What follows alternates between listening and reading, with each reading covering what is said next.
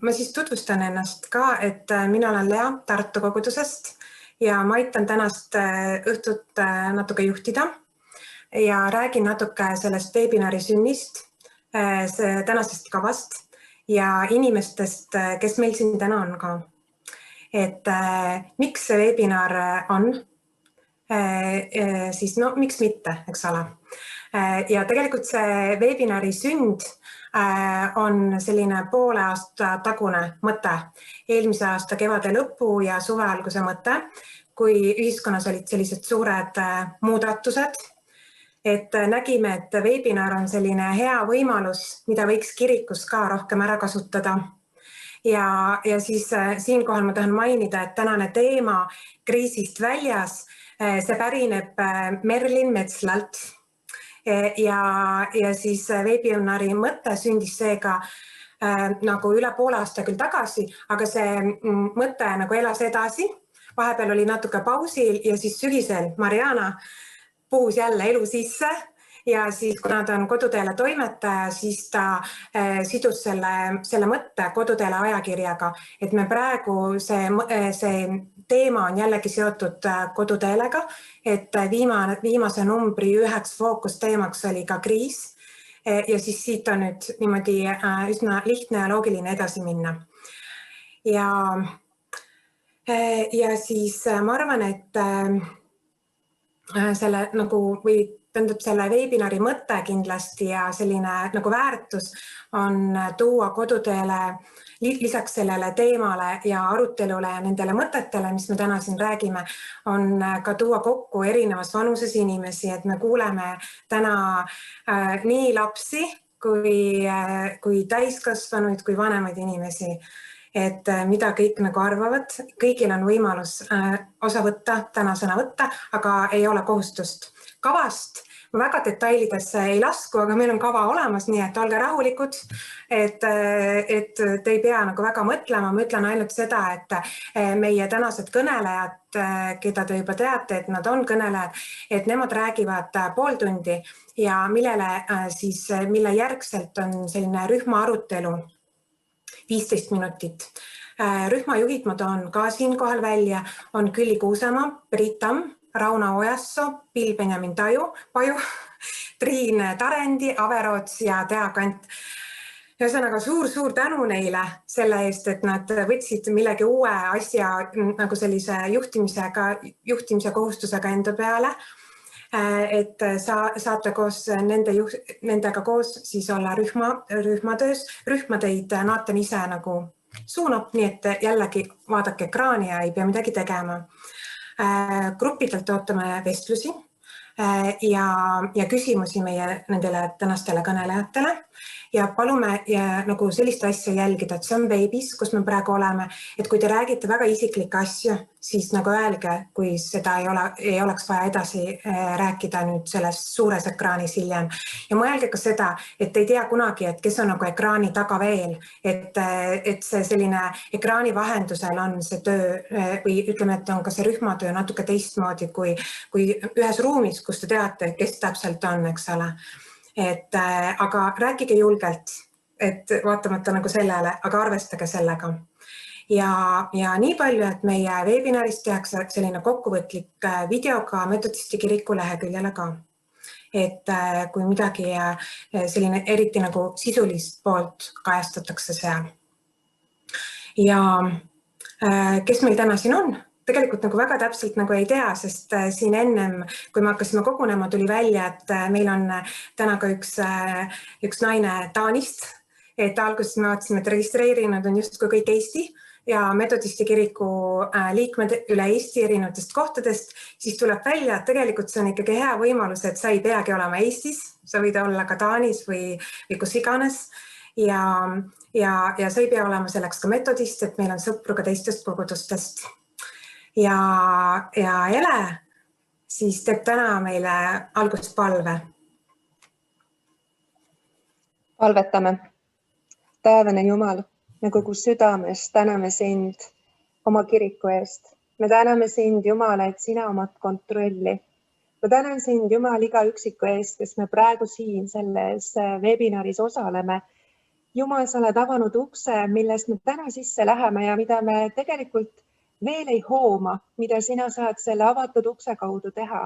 Aga ma Jumal südamest tänan ja ma usun, et me kõik koos täname sind selle meeskonna eest, kes on selle ukse meie jaoks täna teinud avatuks. Jumal, õnnista neid rohkesti. Aga Jumal, kui me nüüd siseneme selle ukse kaudu, siis Jumal, me igatseme kasvada. Me igatseme Jumal saada teadlikumaks sellest, mida tähendab olla kriisis ja kuidas me sealt saame Jumal välja tulla, välja astuda nõnda, et me oleme kogenud midagi, millest me oleme teadlikud. Issand, mille kaudu me saame puudutada selle teadlikkuse kaudu neid, kes vajavad Jumal seda abi, nii vaimset, füüsilist kui hingelist tuge. Jumal, me tahame kogeda täna tarkust, teadlikkust, Jumala juhtimist, näha iseendasse ja vaadata iseendasse ja mõista, milline on Jumala arm. Jumal, me palume üheskoos praegu kõnelejad sinu kätte.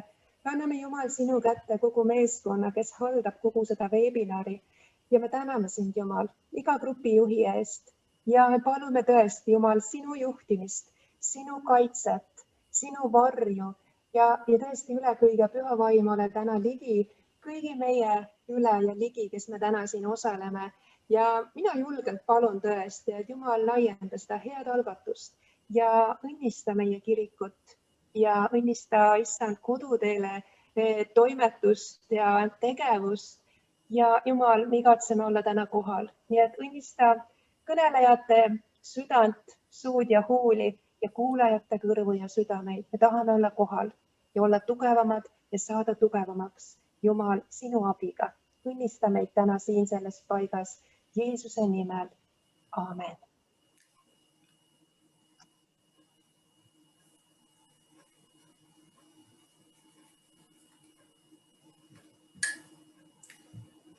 Nii Naatan näitab meile, mida lapsed arvavad kriisist.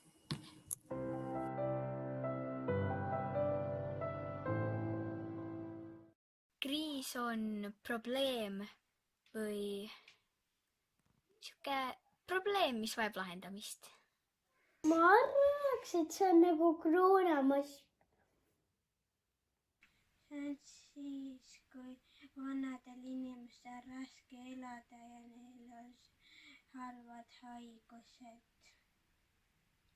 Mingi riik. Jaa. Arvad, et mingi riik on? No võimalik. Koroona.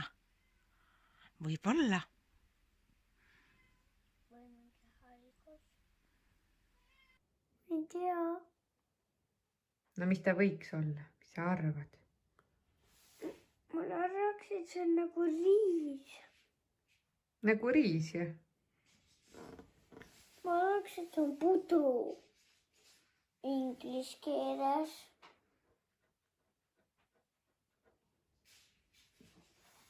Või kapsas. Te sa pead midagi teistmoodi tegema. Võib-olla haiguste või viiruste aeg. Puudus asjadest. Röövimine, vargus. Lund on nii palju, et ei saa välja. Laeva uppumine on kriis. See on üks haigus. Ei tea, oled kuulnud sellist sõna või? Üldse ei ole kuulnud. Ei.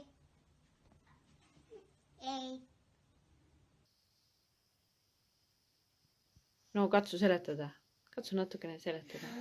Mis see kriis on üldse? Ja mis on kriis sinu meelest? Oota, kogu aeg räägitakse siin, et siin on kriis ja... Ma võib-olla tean. See on see kriis, mis saab, et sa pead olema kodus. Et sa pead olema kodus? Ja, minu meelest küll. Mina arvan sama. Aga kas kriis võib olla ka midagi muud? Ma arvan, et võib-olla. No too mõni näide. Ma ei tea, mis see kriis võiks olla. Siis on halb olukord. Näiteks Eestis oli koroonakriis, siis on vulkaanipursked, ja üldse sellised ootamatud asjad nagu, mille jaoks sa ei ole valmis. Miks sa valmis ei ole nendeks?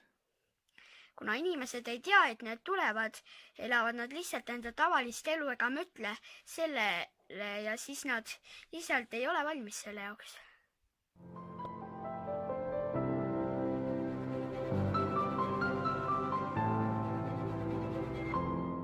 On kuidas sellest välja tulla? Ei tea. Ei tea. Ei tea. No pakun midagi. Mida võiksid näiteks teha?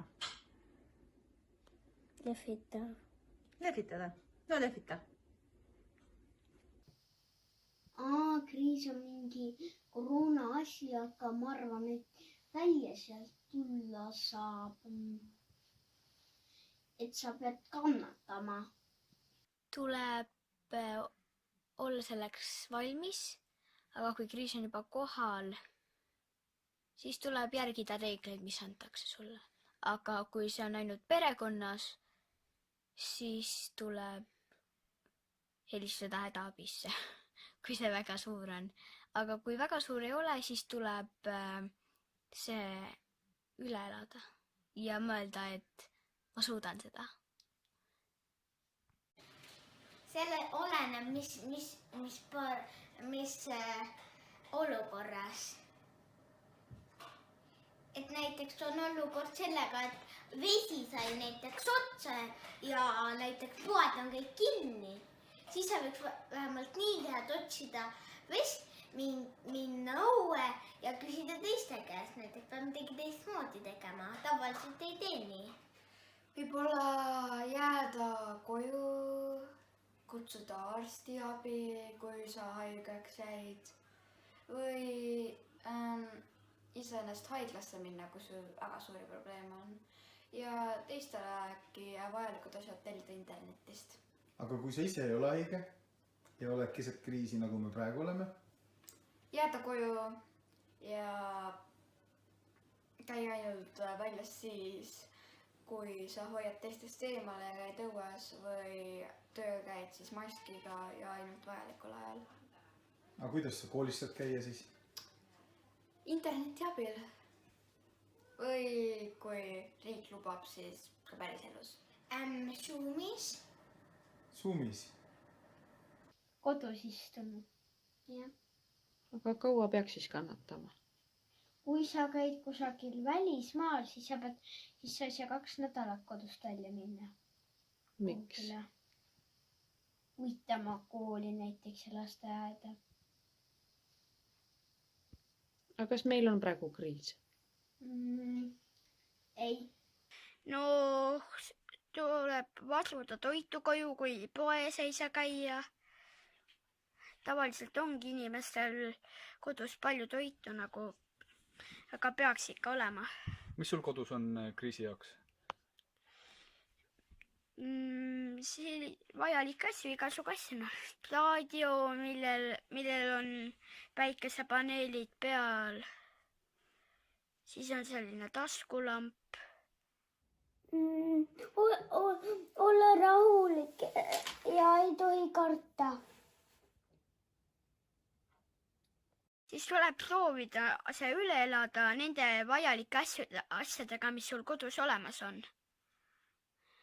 Et proovid leida mingi süsteemi, mille abil toime tulla. Palvetada. Kriis läbi saada teada, kuidas sellest kriisist välja saada. Niimoodi, et sa oled rahulik ja mõtled millegi muule.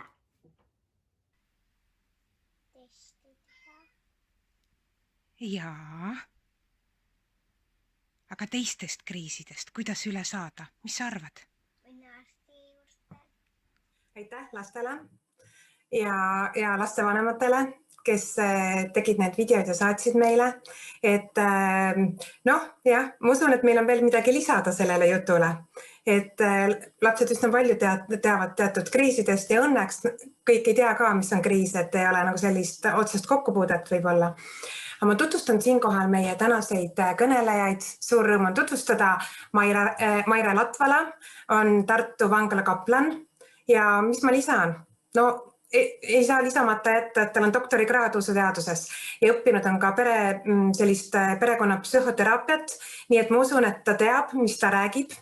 Teiseks kõnelejaks on Taavi Holman ja tema on samuti õppinud teoloogiat ja kõige olulisem võib-olla erilisem aeg, et ta oli aastatel 2005 kuni 2018 meie kiriku superintendent ja praegu teenib Rakvere koguduses.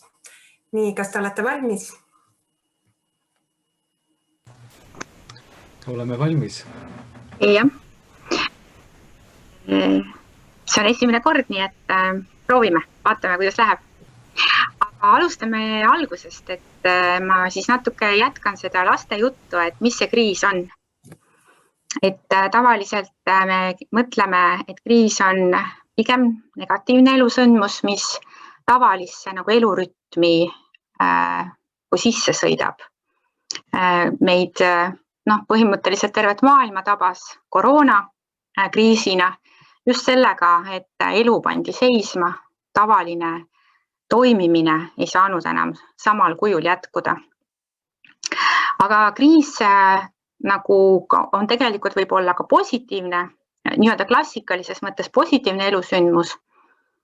Kas ta siis on näiteks lapse sünd või ka abiellumine, mis iseenesest inimeste kujutluses on sellised rõõmsad sündmused, aga kuna ta nii palju ikkagi seda argirütmi paiskab segamini ja nii palju nagu tuleb tegelikult kuidagi ümber mõtestada seda elukorraldust, siis võib ka neid positiivseid elusündmusi kriisiks pidada.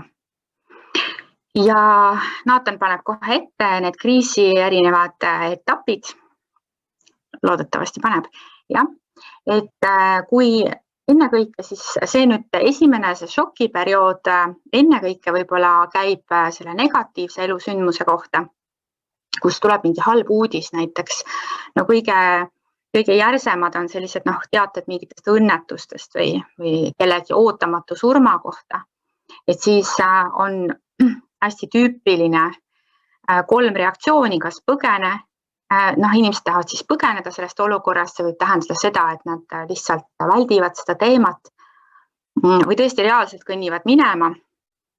Teine võib-olla võitle reaktsioon.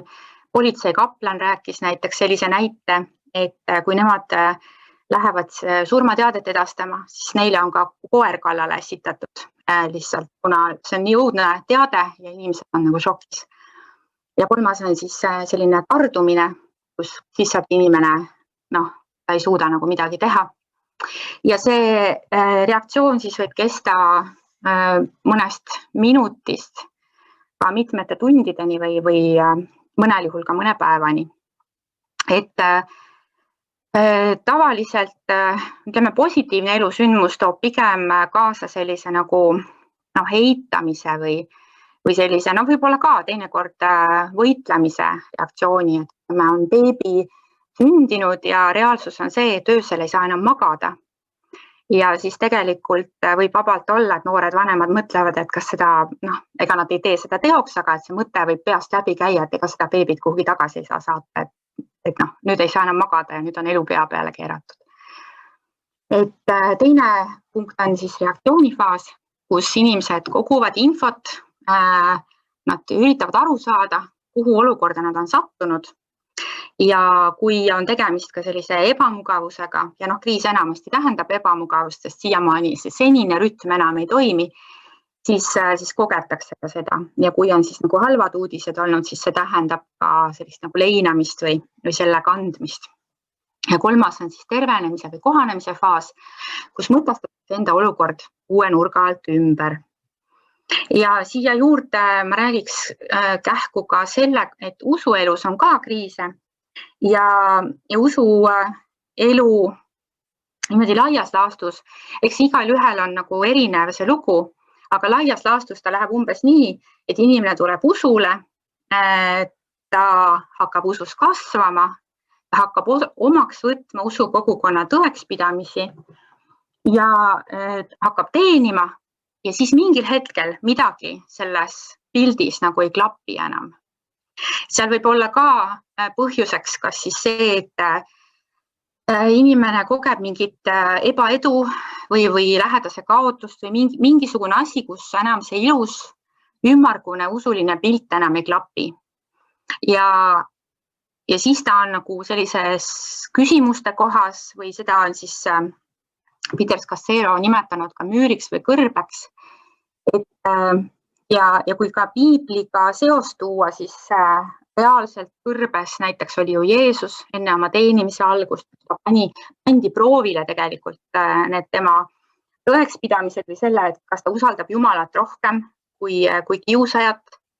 Iisraeli rahvas oli kõrbes, eks ole, eksles pikalt ja nad ei pääsenud sealt ära, sest see põhjendus oli ju see, et nad hakkasid Jumalaga jonnima ja nad ei usaldanud Jumalat.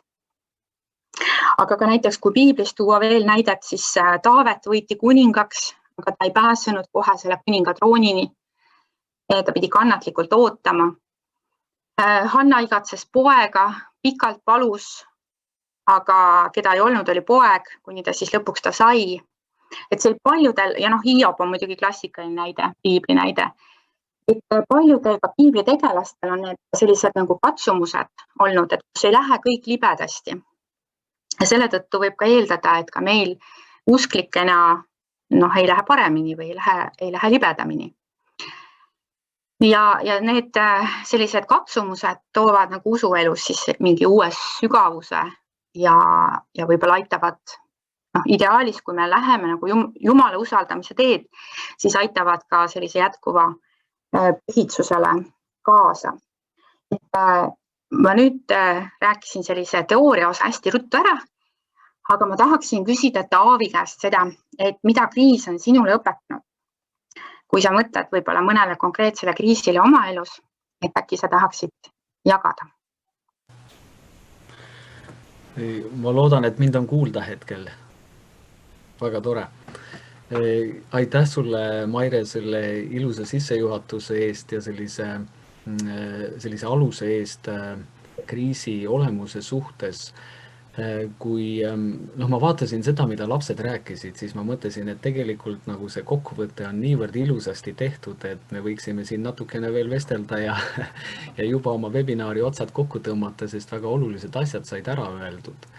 Aga kui sa mainisid, Maire, et kriise on füüsilisi, hingelisi, vaimseid, siis vaadates oma ellu ja nii-öelda ka sellesse usulisse kogemusse, kus ma tajun neid kriise, milles nagu mina olen olnud, siis need on õpetanud mulle sellist ühte väga olulist tõde ja see on see, et raskustes ma pean või kriisis olles ma pean oma silmad suunama Jumalale. Ja see on aidanud mind nendes kriisides nagu vastu pidada ja ma arvan, et ka nendest välja tulla. Et kui üks selline üsna suur selline vaimne kriis, mida ma arvan, ma võiksin seda kategoriseerida nagu vaimse kriisi valdkonda, oli suhteliselt minul nagu sellises teismeea lõpus, kus ma järsku nagu tajusin seda, et ma ei tea, kas minu jaoks nagu pääste üldse kehtib ja hingevaenlane kuidagi nagu sosistas mulle kõrva, et sa oled pattu teinud ja sa oled patustanud ilmselt püha vaimu vastu ja ma olin lugenud piiblist seda, et kui keegi patustab, et siis ta saab andeks, kui ta palub oma patud andeks. Aga ma olin lugenud ka seda, et kui sa püha vaimu vastu pattu teed, et siis sellele ei anta andeks, ei selles elus ega tulevases ja ma ei mõistnud seda veel, et mida see siis nii, mida see tähendab ja siis nii-öelda selline vaimne rünnak, nagu sa, Maire, mainisid, hingevaenlane tuleb nagu ründama vaimselt. Ma olin nagu selle rünnaku all ja mida ma tegin, ma mõtlesin, et kust ma nüüd nagu vastuse saan, et kas minu jaoks on siis lootust või ei ole. Ja üks asi, mis minu jaoks nagu õppetund on see, et ma ei lähe lihtsalt piiblit näpu alt lahti tegema. Kui ma tean, et mõningatel inimestel on väga selliseid konkreetseid Jumala juhatusi tulnud selle kaudu, et ta palub Jumala käest siiralt vastust ja teeb lihtsalt piibli lahti ja Jumal kõnetab. aga mina nii-öelda veel oma sellises usulise kogemuse, mitte võib-olla täies küpsuses, ma mõtlesin, et kui tõesti nüüd ma olen sellises hingelises ja vaimses kriisis ja ma otsin vastust, kas siis mul on pääste või ei ole. Ja ma läksin koju, tegin piibli lahti ja sealt tuli selline tekst, Jeesus ütleb oma jüngritele, et sinna, kuhu mina lähen, teie ei või tulla. Ja ma vaatan, et see paneb nagu minu kriisile, nagu lisab seda koormat juurde, et kas siis tõesti, et kui ma tajusin, et võib-olla ma olen patustanud ja kas mulle üldse enam lootust on ja nüüd piibel kinnitab veel seda, Jeesus ütleb, et näed, sinna, kuhu mina lähen, teie ei või tulla. See nagu pani seda koormat veel rohkem minu õlgadele. Ja siis ma mõtlesin, palvetasin, ootasin, elasin nagu selles kriisis edasi ja siis ma mõtlesin, et ei, see ikkagi vist ei saa niimoodi olla. Et ilmselt ikkagi Jumalal on minu jaoks lahendus ja pääste. Ja ma nagu tajusin seda, et ma ei saa isegi näpu alt võetud tekstile lootma jääda selles olukorras, mis nii-öelda nagu minu kahjuks rääkis, vaid et ma pean ikkagi usaldama Jumalat edasi. Ja ma mäletan, et nii-öelda sellest raskest olukorrast nagu läbi minnes, palvetades, Jumalat usaldades ja siis piiblit võttes nii-öelda nagu kontekstis ja tervikuna, mitte ainult sealt ühe näpu alt see üks salm, ma tajusin, et Jumal tõi mind sellest välja. Et ma toetusin tema tõotusele, ma tajusin seda, et kui see oli väga huvitav kogemus, sellepärast, et ma tajusin, et kui mina tunnetan, et ma olen patustanud, siis järelikult Jumal ei ole mind jätnud. Ja kui Jumal ei ole mind jätnud, püha vaimu läbi nagu ilmutab mulle, et ma olen pattu teinud, siis järelikult Jumal mind veel armastab. Ja kui ta mind niimoodi armastab, siis tal on tõenäoliselt lahendus minu jaoks. Ja see oli selline väga huvitav, tagantjärgi üteldes nagu huvitav, sest kui ma kriisis sees oli, siis see oli kõike muud kui ihaldatav. Aga selline kogemus, kuidas Jumal mind nagu sellest välja tõi ja andis sellise vaimuliku võidu ja ma tean, et hingemaailmase nii-öelda kavalus ja siis nii-öelda vale, mida ta meile kõrvas osistab, et Kristuse arm on sellest üle. Ja ma olen hiljem ka õppinud, mida siis tähendab see tekst, kus püha vaimu vastu patustatakse. See on olukord, kus inimene tahtlikult teades, mis on tõde, keerab sellele selja ja ignoreerib seda täiega. Nii et see oli minu selline esimene nagu kriisikogemus, sellise suurema kriisikogemus, millest Jumal mind välja tõi ja ma olen Jumalale tänulik, et ma olen õppinud, et kui läheb raskemaks ja läheb veel raskemaks, et siis ma tõstan silmad Jumalale, ootan tema tõotust ja tema, nii nagu psalmis 50 öeldakse, hüüa mind appi ahastuse päeval ja mina tõmban sind sellest välja ja siis on minu kohus anda Jumalale au. Ja, ma mõtlesin, ka minul on sarnane kogemus, et Jumala usaldamine on tegelikult olnud see, mis on mitmestki kriisist välja vedanud, et kui praegu esimese näitena tuli meelde see periood, kui mu esimene laps Daniel nuttis koolikute käes beebina iga õhtu 2 tundi. See oli väga raske aeg taluda. Siis tegelikult sellel ajal ma ei saanud tegelikult Jumalalt nagu palve vastust. Ma palvetasin, et Jumal lahendaks selle olukorra kuidagi imeliselt. Õppisin seda, et Jumal ei ole minu jooksupoiss. Ta ei lahendanud seda, nii nagu mina soovisin. Olukord jäi nii nagu oli. Õppisin alanduma ja õppisin lihtsalt põhimõtteliselt Jumalat järgima, ka siis, kui ta ei tee seda, mida mina ootan temalt. Ja teine just, et mida kriis mulle on õpetanud, ma olen mõelnud ka niipidi, et mida ma tahan, et teised mulle ütleksid sellises olukorras, kui mul on raske, või jätaksid ütlema, kui mul on raske. Et minu jaoks on võib-olla kõige vähem väärtuslik see, kui öeldakse, et kõik saab ruttu korda, küll kõik laheneb. Sest suures jamas olles, mis iganes temaatiline jama see on, et selles olukorras tegelikult, teoreetiliselt jah, me kõik teame, et küll see kuidagi ikka laheneb, aga see ei aita. Et pigem nagu aitab see, et keegi istub su kõrval ja küsib, et mis tunne on olla. Ja et kas sa tahad natukene jutustada oma lugu. Et mul praegu nüüd just hiljuti isa suri ja eile oli matus. Ja mind väga puudutas tegelikult vanglas üks mees istus mu kõrvale ja küsis, milline su isa oli. Ta ei hakanud mulle midagi kerget pakkuma või lihtsalt lohutama, vaid lihtsalt küsis seda, et see oli kuidagi eriline. Et kuidas sinul, Taavi, on, mis aitab sul kriisiga toime tulla ja mis ei aita?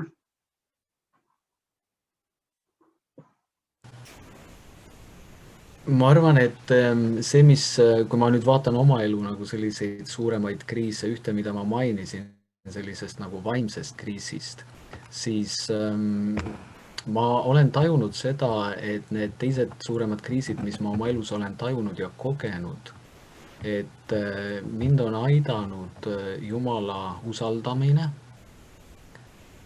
tema tõotustest nagu kinni hoidmine, ja see teadmine, et ma kuulun Jumalale.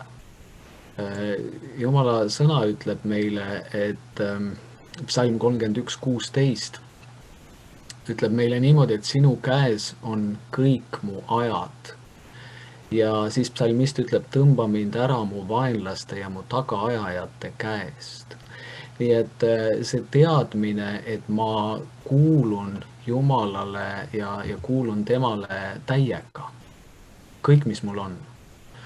Kogu minu olemus, minu elu, minu töö, kõik mu ajad, need on Jumala käes. Ja üks selliseid suuremaid, võib-olla võiks ütelda nagu selliseid füüsilisemaid kriise, mida ma oma elus olen läbi elanud, see oli aastal 2003, kus ma olin mõni aasta tagasi just meie teoloogilise seminari lõpetanud ja ma mõtlesin, et nüüd tuleks nagu üks selline märk nagu maha jätta, et tarkus on omandatud, oskused on omandatud, et nüüd tuleks nagu Jumala riigile midagi ära teha. Ja märkamatult oli kuidagi nagu uhkus mu sees esile tulnud ja siis sellest on nüüd juba saab kevadel 18 aastat, kui ma jäin haigeks ja arst hakkas uurima, et midagi on valesti ja see oli teatud mõttes kriis minu enda jaoks ja minu pere jaoks. Ma käisin erinevate arstide vahet ja ma mäletan, kui ma ühe arsti juurest ära tulin, ta ütles, et ärge siis lapsi sülle võtke, ärge neid kallistage, ärge nendele musi tehke, hoiduge nendest eemale nii palju kui võimalik ja see oli minu jaoks raske, see oli pere jaoks raske, abikaasa jaoks. Ja siis, kui vanem juba nii-öelda pensionile jääv arst ütles, et ega mul midagi kaotada ei ole, et ma viin su kõige kallima kompuutri alla nii-öelda uuringutele, et ma tahan teada, mis sul viga on.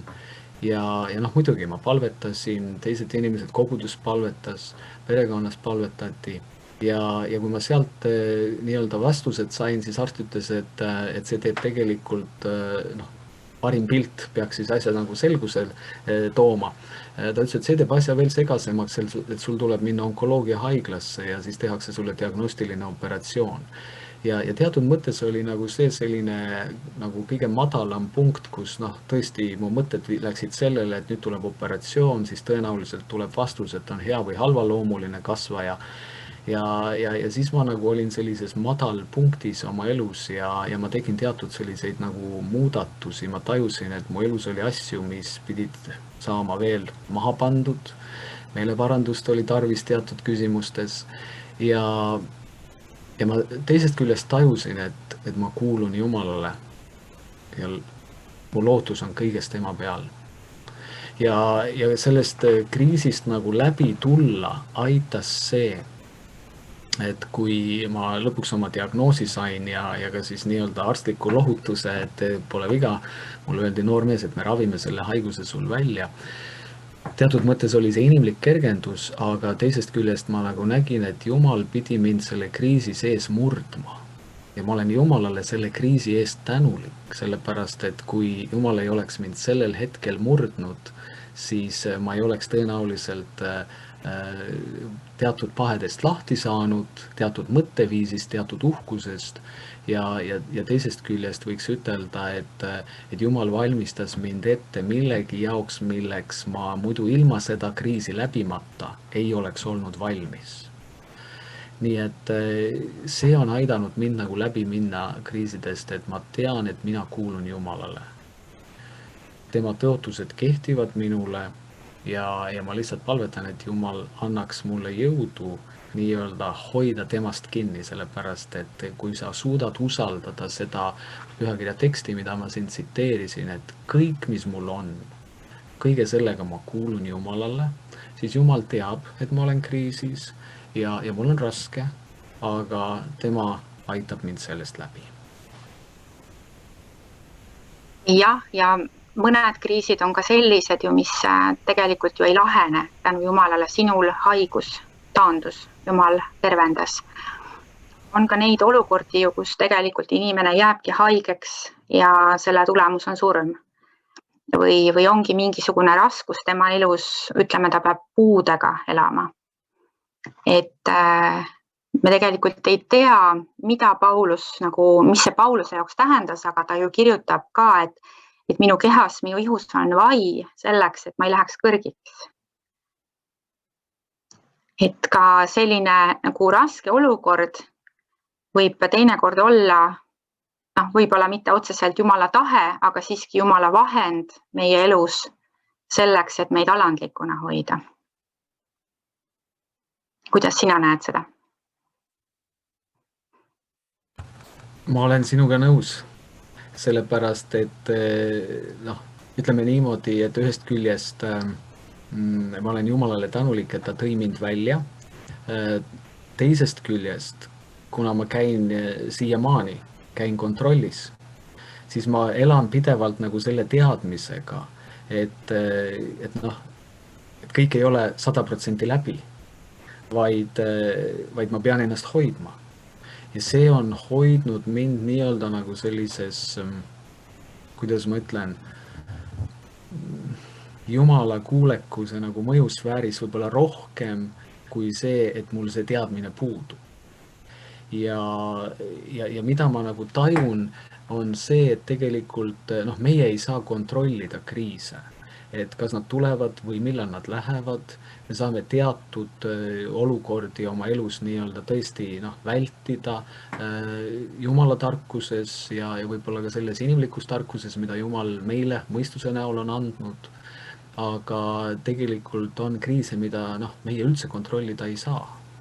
Ja meil võib tekkida küsimus, et miks see kriis mind tabas. Me võime hakata süüdistama iseennast, me võime hakata süüdistama oma lähedasi, me võime süüdistada kedagi väljast poolt, aga kõige targem on nii-öelda tõesti tõsta oma silmad nendest põhjustajatest ja olukordadest kõrgemale. Ja teada seda, Hiob, kes oli kriisis väga suurtes raskustes ja ta inimlikult ei suutnud nii-öelda välja selgitada seda, et mille tõttu ta selles olukorras võis olla. Me võime kriisis olles teha nii-öelda ka valesid otsuseid ja põhjuseid, kus mõni võib-olla ütleb, näed, ma palusin Jumal karista mind ja kukkusin hiljem oma ribiluu katki ja ütleme selliseid näiteid, mida mina olen kuulnud, eks ju. Et ma usun, et Jumal armastab meid ja Jumal töötab kriisi läbi nii-öelda ka meie vaimuliku kasvu heaks. Et kui Jumal ütles Paulusele seoses selle vaiaga, et sulle saab küll minu armust, siis see ongi see, mis meie jaoks on parim, et kas siis lähen selle veaga edasi, mitte veaga, või ütleme siis nii-öelda selle kriisist põhjustatud kaasusega edasi. Ma arvan, et meie kristlastena, meie ülesanne on panna kõik Jumala au konteksti. Et ma usun, Paulus ka võis ütelda, et olgu Jumal, et ma olen palunud, et see vai minu elust lahkuks, aga kui siis nii, et kuidas ma siis võimalikult parimal moel saan Jumal sind austada ja see on olnud minu jaoks selliseks kinnihoidmise või tugipunktiks, et ma ilmselt saan siis oma selle jätkuva kontrollides käimisega Jumalat rohkem austada, sellepärast et ma sõltun rohkem Jumalast. Ja ma arvan, et see on mind nagu jätkuvalt aitamas ka raskustest läbi minna, et Jumal, sina tunned mind. Võib-olla mõni raskus, mis mu ellu tuleb, on mu oma rumalusest põhjustatud, võib-olla minu oma nii-öelda veel sellest lihalikust loomusest, mis sõdib minu sees vaimu ja hinge vastu, eks, võib-olla sellest põhjustatud, aga et ma nii-öelda hoian ennast Jumalast kinni, et kuidas ma võimalikult parimal moel võiksin Jumala nimele au tuua selles kontekstis, sest olgem ausad, et kui tegelikult Jumal meile praegu kõik õnnistused siin maa peal kätte annaks, siis me oleksime nii nagu ära rikutud lapsed, eks ju, kes on harjunud kõike saama ja nii nagu keegi ütles, et üks pastoritest, et kui nüüd Jumal tõesti annaks meile ka ime läbi kellegi surnuist üles äratada, siis me kutsuks kohe Postimehe ja Delfi kohale ja ütleks, et näete, Jumal meie koguduse kaudu töötab sellisel imelisel moel. Et Jumal ei saa meile teinekord anda kõiki vastuseid siin kätte, sellepärast, et me läheksime uhkeks ja kõrgiks. Ja sellepärast mind on aidanud jätkuvalt edasi minna see, et Jumal, ma tahan parimal moel sind austada. Ja kui nüüd see on see olukord, milles ma olen, siis ma püüan selles olukorras Jumalat võimalikult parimal moel austada, sellepärast, et minu elu lõplik eesmärk on olla Jumala austaja ja ühel päeval, kui me jõuame sinna, kuhu me kõik teel oleme, siis mis seal toimub? Seal toimub Kristuse kiitmine ja ülistamine ja temale au andmine, nii et miks juba mitte siis siin maa peal kõige sellega, kas siis kriisis sees või kriisist väljaspool, kas me tuleme kriisist läbi või välja, jätame selle selja taha või kas me elame sellega edasi võimalikult parimal moel Jumalat austada. Ja kusjuures mina olen ka mõelnud, et ma olen olemuselt selline pigem laisk inimene, et kui mul ei oleks elus raskusi, siis vaevalt, et ma nii palju palvetaks, vaevalt, et ma nii palju otsiks Jumalat või nagu tõesti nagu süveneks ta sõnasse või vahepeal lausa küünte ja hammastega on selline tunne, et ma hoian tast kinni ja lähen mööda Ameerika mägesid üles alla põntsudes nii-öelda järgi. Aga et kui elu on lihtne ja parajasti justkui ei ole mingit häda, tegelikult inimloomus kipub olema selline mugavapoolne ja me ikka vedeleme nii-öelda kuidagi ja kuidagi Jumalaga ikka ajame oma asjad ära, aga tegelikult see tõsine otsimine tavaliselt käib siis, tuleb mingisugune valu meie ellu või selline keerukus. Ja ma tahaks siit libiseda nagu järgmisesse teemasse ka, et vahel võib tulla ka kadedus, see teisel läks paremini. Et kui ma vaatan, et mõnel teisel perel näiteks on laste kasvatamine läheb nagu lepase reega ja mina siis nagu pusklen mingisuguste kasvatusprobleemidega või mis tahes need teemad on, et analoogse teema puhul need justkui Jumal lahendas tema probleemi või tema küsimuse, aga mina siin olen hädas. Et see on ka hästi inimlik nagu sellega, siis see on mingis mõttes nagu vaenlane justkui tahab nagu meid konksu otsa võtta, et sellega veel panna meid näiteks Jumala peale solvuma, et näed, tema eest hoolitseb, sinu eest ei hoolitse. Et meil ei ole nagu võrdselt antud, eks ole. Ja eks ütleme see, kui sa ütled, et meid paneb see solvuma, võib-olla kibestuma, võib-olla me hakkame ennast haletsema, siis on oluline, et me mõistame nagu ära selle, et neid asju me ei toidaks neid, sest tegelikult ma olen olnud ka või püüdnud olla ettevaatlik, sest ma mõnikord olen kuulnud, keegi ütleb, oi näed, panime lastele käed peale ja haigus kadus kohe. Ja mina mõtlesin, et huvitav, et meil ka lapsed on väiksed olnud, eks ju, ja oleme ka palvetanud ja mõnikord on lahendus tulnud kiiremini ja teinekord aeglasemalt. Ja siis tekib see olukord, et huvitav, et näed, et tema palveid kuuldi, minu palveid ei kuuldud sellisel moel. Ja samas, mis aitab meil edasi minna, on ikkagi see, et me jätkuvalt loodame Jumalale. Vanas testamendis on tegelikult, kui sa, Maire, rääkisid siin sellest, et me vaatame teistele, mida Jumal nende elus on teinud, et Vanas Testamendis on üks koht 1. Moosese 29. peatükis ja seal räägitakse Jaakobi abikaasadest siis. Neid 2 tükki oli, me sellesse siis ei lasku, aga seal on üks konkreetne salm, kus 31. salmist räägitakse edasi Least. Ja piibel ütleb meile, et kui Lea hüljati, ja nüüd ma võin mõtelda sellele, mida Lea võis tunnetada, et võib-olla ma ei ole nii kena välimusega ja võib-olla on minu elus selliseid puuduseid, miks Jaakob mind ei taha nii, nagu ta tahtis Rahelit ja ta elas läbi selliseid kriisisituatsioone ilmselt emotsionaalses mõttes ja võib-olla ka füüsilises mõttes. Ja nüüd, kui sa rääkisid sellest, et kuidas nagu kriisis, et kui kriis ei lahene, kuidas siis nagu edasi minna. Ja kui me loeme sealt 1. Moosese 29-31 ja edasi, siis me näeme seda, et Jumal tegelikult nagu tuli talle appi selles mõttes, et ta jäi lapseootele, ta sünnitas poja Jaakobile ja pani temale nimeks Ruuben, 32. salm, ja ütles, issand on mu alandust näinud ja küllap mu mees hakkab nüüd mind armastama. Ja nüüd ta nii-öelda lootis seda, et nüüd ma olen midagi ära teinud sellist, et ma nüüd ilmselt saan oma mehe armastuse.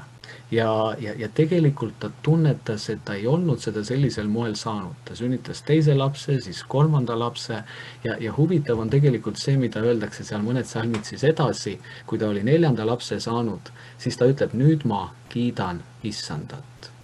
Ja ma arvan, et see on meie jaoks nagu võtmesalm selles mõttes, et kuidas vastu pidada, kui kriis ei lahene. Ja kui tundub, et kriis võib-olla ei lahenegi aasta või 2 või 3 või elu lõpuni, sa jäädki niimoodi elama sellises seisus, siis oluline on see, et ükskõik mida me emotsionaalselt läbi elame, oluline meil kristlastel on see, et ma kiidan issandat. See on jälle see, mida ma ennist mainisin, Jumala au kontekst, et Jumal teab mind, Jumal on mulle elu kinkinud, ma elan selles patuses maailmas, kus me oleme nii-öelda ka selle patu needuse mõjude orbiidis ja Jumal teab ka seda olukorda ja meie valik on kiita issandat ja see aitab nii-öelda ka kriisides püsima jääda ja vastu pidada. Ja ma lisan ka seda, et Jeesus on ju rääkinud 2 lugu sellest, et meile ongi erinevalt antud. Üks on lugu, talentidest. Ühele anti 5, teisele 2, 3-ndale 1. Ja antigi ebavõrdselt neile. Ja teine lugu on töötegijad Viinamäel, kes tegid erineva hulga tööd, aga palka said ikka sama palju. Et see iseenesest on niivõrd realistlik pilt meile inimestena ei anta ühe paketina või ühe kogusena kõigile sama palju õnne ja kõigile sama palju kannatusi. Et see on hästi ebaproportsionaalne ja tegelikult suht viljatu on jääda vaatama teiste peale, vaid ikka on see sama, et nii nagu Peetrus keset tormi hakkas vajuma, kui ta ei vaadanud Jeesusele, aga niipea kui ta Jeesusel käest kinni sai ja tema peale vaatas, siis tegelikult Jeesus tõstis teda ka üles. Et see on ilmselt see, mida võiks tänasest õhtust endaga kaasa võtta. Ma vaatan, et kell on päris palju, et võib-olla me peame loovutama oma sõnajärje teistele, kuidas sulle tundub ja tahad sa lisada midagi?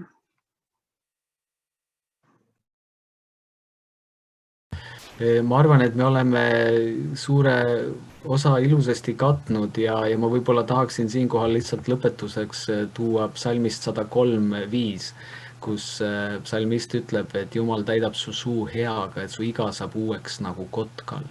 Mida mina olen nagu kriisis tajunud on see, et ma tagantjärgi vaadates olen Jumalale selle kriisi eest tänulik. Sellepärast, et ta on viinud mind ühele teisele tasandile.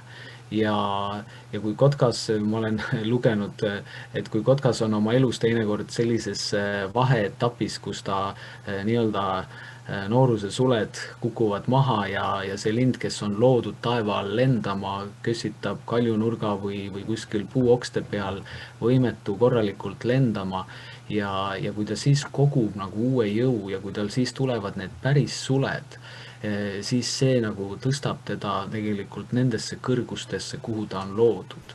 Ja kui psalmist ütleb, et tema täidab su suu heaga, et su iga saab uueks nagu kotkal, siis ma arvan, et kriisis olles ongi nagu meie jaoks ka see võti antud, et Jumal annab meile jõu oma suuga välja öelda tema kiidetavust.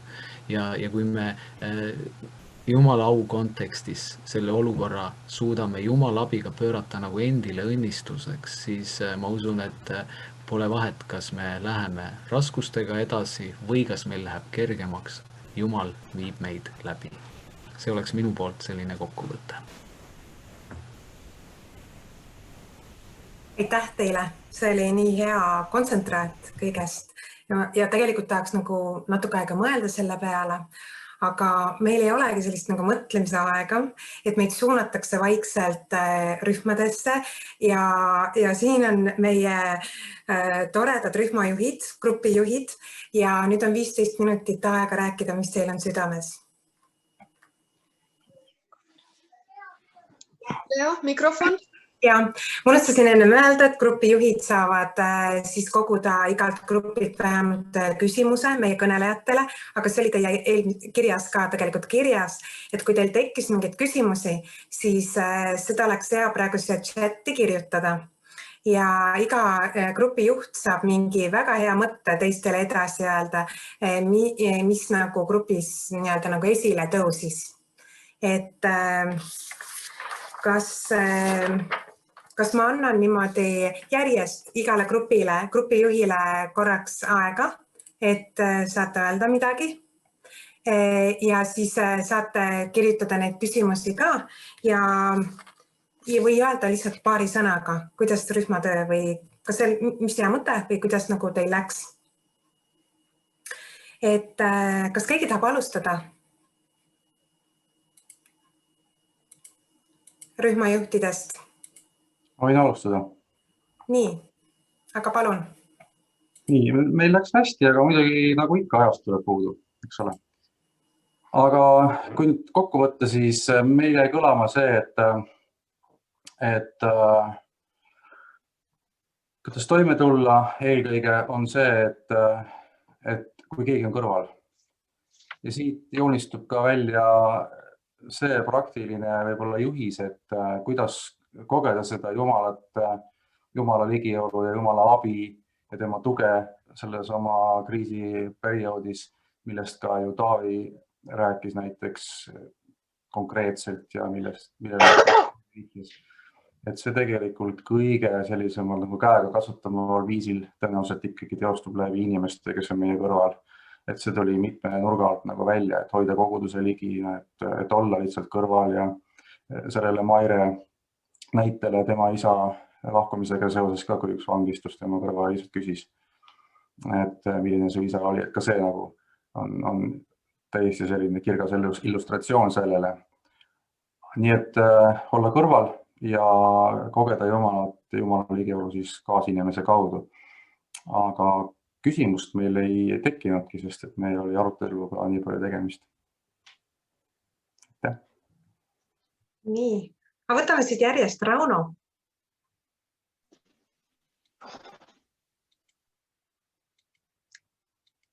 Rauno grupp.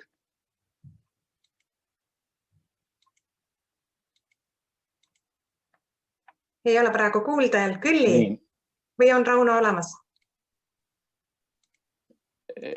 Olen olemas, jah.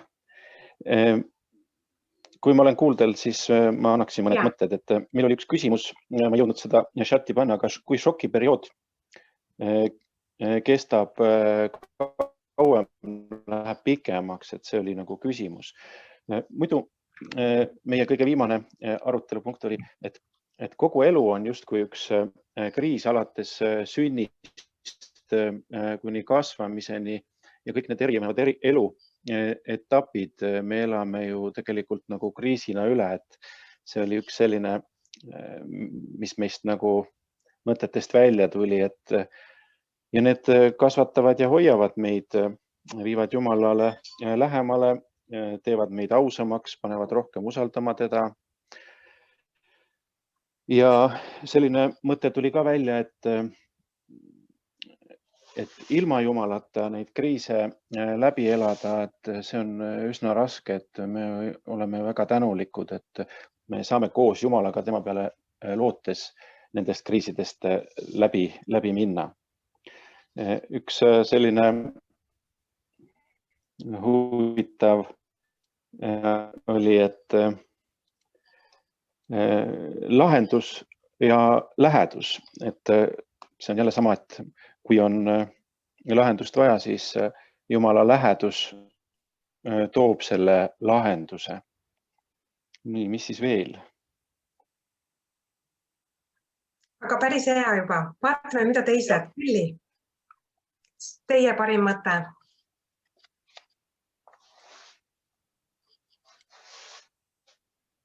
Triin valmistub.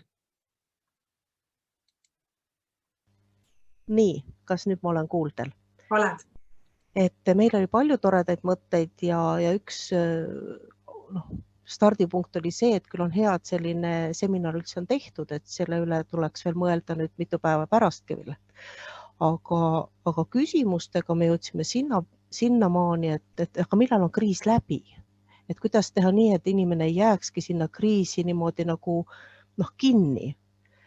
Ja siis tekkis küsimus, et kuidas on siis see, et me tahame ju aidata neid, kes on kriisis ja kust maalt siis on see abistamine nagu selline ja sekkumine teise inimese ellu ja kust maalt teda peaks sekkuma ja kust maalt tuleks lasta teist olla. Üksinduse teemad, siis kust maalt lasta üksinda olla, kust maalt tuleks minna ja lihtsalt ja abistada ja sekkuda. Tänulik meel sellest, kuidas Jumal kriisid suudab pöörata heaks. Ühesõnaga, pilk Jeesuse peale. Et see on see, mis meid nagu isiklikult aitab. Ja ka piiblikirja koht, mis meid ennast võiks aidata, on see, et Jumal ei pane kellegi peale suuremat koormat, kui ta kanda suudab. Et seda me ilmselt ei saa teistele minna ütlema, aga iseennast me võime sellega julgustada. Sellised mõtted. Aitäh! Nii, Triin saab sõna ja Ave valmistub. Meie arutasime põhiliselt seda, et mis meid on aidanud kriisi olukorras. Ja üldistatult võib öelda, et kaks asja. Esiteks Jumala otsimine ja tema külge klammerdumine ja palves Jumala otsimine, Jumala sõna, aga teistpidi ka abi otsimine inimestelt. Et meil on kogudustes olemas vaimulikud, meil on ka juba piisavalt palju kristlastest nõustajaid, kelle poole pöörduda oikumeenilisel tasandil ja ka meie oma kirikus, et julgelt pöörduda, et spetsialistid suudavad kirjeldada seda, et mis meiega tegelikult toimub ja seda võib-olla sõnastada palju paremini, kui me seda ise oskame. Ja kui asjad on nagu väljapoolt ära selgitatud, siis on neid võib-olla ka kergem taluda või nendega nagu tegelda. Ja ära selgitatud, millest miski tuleb. Ja siis meil tekkis ka küsimus, et kui suur kriis on meil viimasel aastal meie grupiliikmetel olnud ja et kas on olnud kevad erinev või sügisel erinev, siis sihukest ühtest ei tekkinud, et väga erinevad arusaamad olid, et kes on neid kriise siin kergemini talunud ja kes raskemini ja osadel oli kevadine kriisiaeg keerulisem ja osadele sügisel, et see ilmselt tuleneb sellest, et milline see elukorraldus on olnud, et meil näiteks olid väga konkreetsed juhised kevadel ja väga konkreetne elu ja sügisel oleme pidanud tõlgendama ise igasuguseid juhiseid ja nende abil elama. Nii, aitäh, Triin, väga head mõtted. Ave on valmis ja Benjamin jätkab. Ja, me rõhutati ka hästi palju seda, et keegi, kes kuulab sind, toetab sind, mõistab sind, siis mainiti veel ülistust, palvet, selliseid ka tavapäraseid nagu elurütme või tegemusi, et mitte unustada söömist, liikumist ja magamist. Siis ka seda, et Jumal on see, kes annab meile lootuse, vahel elukogemus aitab või teha vahepeal midagi muud ja kindlasti pidada nõu kogenenumatega. Ja ka seda toodi ka välja, et ka pastor ja nõustaja võivad olla kriisis või et nad peavad ka endale teadvustama, et nad vajavad vahel abi. Ja mis ei aita, toodi välja hästi mitmetahuliselt, et eraldumine, üksi olemine ja ka see, kui keegi ei mõista sinu kriisi või ütleb, et see läheb, et pole hullu või ka naeruvääristab või eitab seda, et tema jaoks selline olukord ei ole kriis ja ta ei mõista seda, et see sinu jaoks on kriis. Et ma arvan, et see on lühidalt kõik. Jaa, väga hea. Selles mõttes, et inimesed mõtlevad isegi gruppides erinevad, mida on tore kuulda. Benjamin ja lõpetab meil Tea. Benjamin, ahoi! Jaa, nii. Meile noortelis tekkisid sellised huvitavad mõtted, et esimene mõte oli nagu fookus, et kelle peale me paneme fookuse, kui me oleme kriisist, kas me paneme siis näiteks selle kriisi põhjustajale või põhjustele või me tõstame silmad kõrgemale, paneme siis selle kriisi all olles oma silmad Jumala peale. Et see oli selline mõte, mis meile tekkis oli. Ja teine siis oli ka see, et me lihtsalt, kui me näeme, et keegi teine on kriisis, siis me oleme lihtsalt enda jaoks olemas ja lihtsalt kuulamegi neid, kui nad tahavad rääkida neile, laseme neil kõik niimoodi avalt rääkida, kui keegi tahab jagada meile. Ja siis üks mõte meil oli see, et kui ma olen kriisis, mida ma saaksin sellest õppida, et ma ei oleks lihtsalt pettunud ega ei upuks nendesse mõtetesse ega asjadesse, aga prooviksin nagu leida sellist positiivset külge nii-öelda. Et sellised mõtted olid meil, aga küsimust otseselt ei tekkinudki meil. Ja Tea? Et ka meil jäi ajast pisut puudus, aga erinevatel inimestel olid natukene erinevad arvamused, et kõigepealt räägiti sellest, et Jumal sai kasutada selles kriisis, et ta oli just nimelt õigel ajal õiges kohas. Siis oli ka ühele inimesele, nagu see kriis oli selline hea väljakutse, et talle meeldivad muutused ja see oli just nimelt selline võimalus nagu rutiinist välja tulla ja selle läbi nagu sündisid uued asjad. Siis tuli see muidugi välja, et Jumala tugi on alati abiks, aga ka inimlik tugi ja keegi lähedane inimene, kellele saab rääkida. Ja samamoodi see spetsialisti abi, et kui on sellised keerulised olukorrad ja võib-olla ka just nagu juhi aspektist vaadates, et keegi spetsialist, kellega saab asju nagu lahti rääkida, et nagu saada aru, kus täpselt ollakse. Ja siis tõime ka välja see, et tegelikult selles kriisis on olnud üsna selliseid erinevaid etappe, et mitte ainult kevad ja sügis, aga ka seal need vahepealsed. Ja tegelikult nagu sellest ühes kriisietapis teise minekul on ka sellised uued dünaamikad ja seal võivad just nagu ka sellised nagu vaimsed probleemid välja tulla, et see on oluline ka nagu neid etappe nagu tunnetada ja analüüsida, et mida me kuskil õppisime, et aru saada, kuidas me ise käitusime oma iseloomust ja võib-olla ka oma sellistest tegutsemismustritest. Ja siis oli oluline ka see, et miks me arvame, et see kriis jääbki kestma. Tegelikult ju nagu see tänane seminar ka ütleb, et on oluline, et me ikkagi võiksime sellest kriisist välja tulla. Et see eesmärk oleks. Aitäh, Tea sulle. Et ma võin nüüd öelda, mul on täpne kava ees, et me oleme nüüd natuke pikemalt rääkinud. See tähendab seda, et see on teema, millest tegelikult meil on vaja rääkida ja millest me tahame kuulda. Et te võite sama grupiga kokku saada veel ja rääkida pikemalt, aga meil on praegu küsimused ja kuna osade küsimuste vastamine on ikka päris pikk teema arendus, siis ma arvan, et üks soovitus lugeda Koduteele artiklit, kus sellest juba on juttu ja praegu Maire ja Taavi, kas te äkki valite kõige nagu sellisemad huvitavama küsimused välja, millele võiks vastata, mida ei ole käsitletud ka siin ja millele saakski vastata lühemalt kui paar tundi? Hea väljakutse. Ma mõtlesin sellele küsimusele, et kust maalt tuleb lasta inimesel olla ja kust maalt abistada. Sellel ei ole ühte lihtsat vastust, aga see on natuke selline tunnetuslik ja sõltub tegelikult abivajajast. Ja võib-olla kõige ausam on ka küsida, et mida sina praegu vajad. Kui ma päriselt ei tea, siis ei ole vaja ka olla selline selgeltnägija, vaid vahel tõesti otse küsida inimese käest.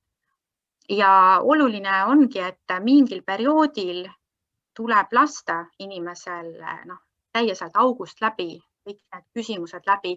Siin oli üks küsimus ka, et kui šokiperiood kestab kauem, siis ma arvan, et see ei ole päriselt see šokk, mis kestma jääb, et seal on, see šokk on ikkagi see, kus inimene kas nutab, naerab või nagu ma rääkisin, et koera äsitab kallale või midagi ebaadekvaatselt teeb või lihtsalt tardub. Et see ikkagi tõenäoliselt läheb tundidega mööda, aga sealt järgmine, mis hakkab nagu tulema, on selline eitamine või kauplemine, et mõni kaupleb siis Jumalaga näiteks. Jumal, et kas saaks nii, et seda polnud olemas, ma ei kuulnud seda uudist. Teeme nii Jumal, et me kerime selle tagasi ja seda polnud. See hakkab nagu pihta ja selline nagu, mis iganes see kriis on, aga seda ühtlustatult võiks öelda, et see on nagu lein või selline protsessimine. Ja ilma selleta, et inimene sealt nagu august läbi käib, ilma selleta ei ole võimalik sealt august ükskord välja tõusta. See tuleb nagu mingis mõttes läbi käia ja ära taluda.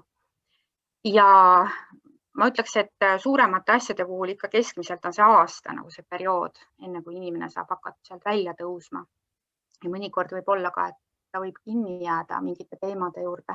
Ja siis on tegelikult ka oluline ära tunnetada see oma piir, et mina võin ka öelda, et mina ei tea kõike, aga näiteks äkki sul on psühhiaatri abi vaja või äkki sul on vaja psühholoogi abi või selle teemaga võiks arsti juurde pöörduda. Et me ei pea ka mängima kõiki teadjaid, kui tõesti me tunneme, et nüüd on lagi käes, et me tegelikult võime ka julgustada ja võib-olla vajadusel kaasa minna inimesega. Et ma nüüd hästi kähku vastasin, siin oli üks küsimus vanglakaplanile, ma sellega kähku võtan, et vanglas ühest küljest on samad sarnased inimlikud probleemid, aga et vangla ise on ka kriisi nagu tekitaja. Siis ta on ju ka inimese elus ikkagi mingisugune tavaelu katkestus ja eriti alguses, kui ta sinna sisse kukub, siis see kindlasti nagu lööb ta selle igapäevaelu pahupidi ja siis on tal samamoodi vaja hakata tegelema sellega, et kuidas mõtestada nüüd oma elu jälle ümber. Kas Taavi tahaks ka midagi öelda? Ma arvan, et Maire on andnud väga head vastused ja just nii-öelda selle valdkonna spetsialistina.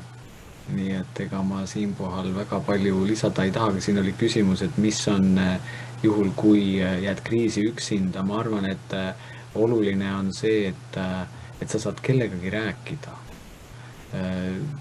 Kindlasti on keegi kuskilt leida, kellega saab jagada ja rääkida. Sest nii nagu me kuulsime, et kriisis olles on väga hea, kui keegi on sinu kõrval ja saate lihtsalt rääkida, rääkida ja kuulata, see on juba iseenesest suur nii-öelda edasiminek, sellepärast et see jagatud mure nii-öelda muutub väiksemaks. Nii et minu soovitus siinpohal on küll, et kui ma ei tea täpselt, eks iga situatsioon on erinev ja selles mõttes ka inimese võime suhelda või endaga nii-öelda endast välja rääkida, et kindlasti oleks tarvis kedagi leida ja ei tohiks jääda üksinda. Väikese mõtte lisan, et kui meie, keegi meist on kriisis, et siis tegelikult see on mingil määral ka endal kasulik meeles pidada, et raskuses olles võib inimene nagu tahta kapselduda, aga et meie enda teha on ka see, et me kuidagi lubaksime teisi inimesi enda kõrvale või et me ei paneks ennast kinni sellele, kui keegi tahab meie kõrval olla. Muidu see on väga inimlik, et teised võib-olla hakkavad kartma või tahavad eemale hoida ja võib-olla lihtsalt endal meeles pidada ka, et me ei tõrjuks, kui see just tõesti hädavajalik ei ole see tõrjumine. Aitäh teile! Nii palju häid mõtteid. Ma omalt poolt paari sõnaga, mulle väga meeldis kohe alguses, kui Maire hakkas rääkima piiblitegelastest, kes on olnud kriisis ja kusjuures meie võib-olla esimesed mõtted nendega, näiteks Joosep ja Taavet ja Hanna ja ei meenu üldse see kriisiperiood, vaid see, kuidas nad kriisist välja tulid ja kuidas siis Jumal sai teha tööd.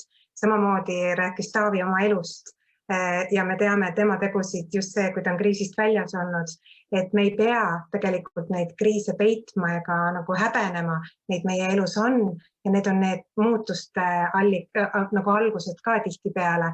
Ja siinkohal, mida me oleme korduvalt täna kuulnud, kuivõrd oluline on see, et me oleme koos, et me usaldame Jumalat, me hoiame tema tõotustest kinni ja me teame, et me kuulume temale ja et me märkame enda kõrval neid inimesi, kes on kriisis või me leiame kedagi, kellele jagada oma seda kriisisituatsiooni. Kas või näiteks, kui tõesti ei leia ühtegi ümbruskonnas, siis on ju usaldustelefon ka, kuhu sa saad võõrale inimesele rääkida lihtsalt ära.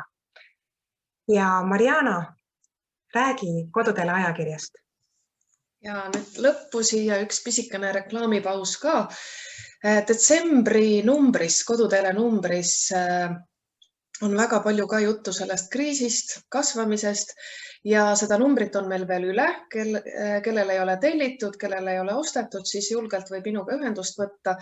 Sellel slaidil, mis nüüd siia ette pandi, on ka see e-maili aadress olemas keskus@metodistikirik.ee ja saab mulle kirjutada ja küsida, et kui soovite seda detsembri numbrit saada. Aga lisaks ma nimetaksin ära ka, et selleks käesolevaks aastaks tasub endale ajakiri Koduteel tellida 4 numbrit, 20 € on terve aasta tellimus ja samale meili aadressile saab tellimuse saata. Me plaanime teha selliseid webinare iga ajakirja Koduteel numbri ilmumise järel. Umbes 6 aega anname siis pärast ajakirja ilmumist teile aega seda lugeda, sellesse süveneda, neid mõtteid mõelda, mis sellel fookusteemal parasjagu on. Ja siis me teeme uuesti sellise webinari, kus me siis püüame natukene arutada nendel teemadel. Ja mul on tunne, et me järgmiseks korraks peaks natukene aega rohkem planeerima kui 1,5 tundi, sest nii palju oleks veel, mida tahaks arutada ja öelda. Aga järgmine ajakirja number saab olema evangeeliumi kuulutamise teemal ja meil juba on osa materjali koos ja seal on väga palju selliseid põnevaid inimeste lugusid, pöördumislugusid. Ja need lood on hästi erinevad, et kes on pöördunud tänu kristlikule perekonnale, kellele on saanud selliseks oluliseks pöördepunkti aluseks kristlik noortetöö või lastetöö koguduses, kes on kusagilt kristlikust meediast saanud seda sõnumit. Need on hästi põnevad lood. Nii et tellige endale seda ajakirja, sest üksiknumbreid ei pruugi jätkuda kõigile soovijatele ja võtke siis julgelt ühendust, kes soovib tellida või osta seda detsembri numbrit.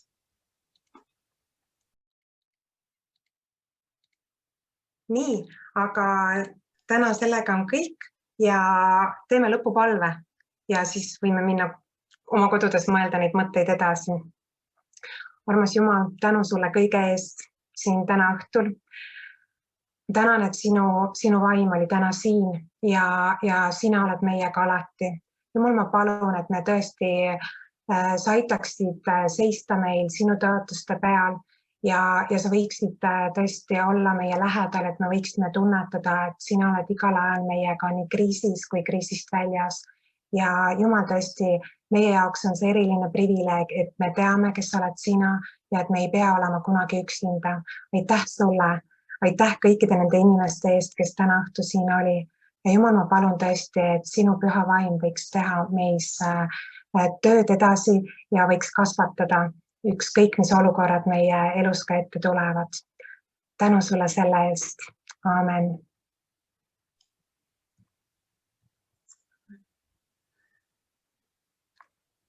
Üks videos olnud lastest ütles, et kriisist aitab välja saada lehvitamine. Äkki tal oli õigus, nii et proovime kõik seda.